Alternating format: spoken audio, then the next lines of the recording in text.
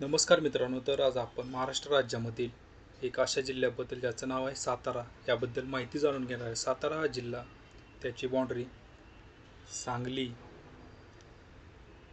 सोलापूर, रत्नागिरी, पुणे आणि रायगड या जिल्ह्याशी शेअर करतो. सातारा जिल्ह्यामध्ये खंडाळा, फलटण, मान, खटाव, कोरेगाव, सातारा, वाई, महाबळेश्वर, जावळी, पाटण आणि कराड असे तालुके आहेत.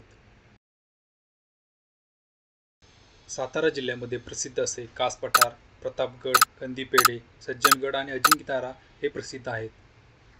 सातारा जिल्ह्याची 2011च्या वेळेची पॉप्युलेशन 30,03,741, तर 10,480 स्क्वेअर किलोमीटर एवढा एरिया आहे.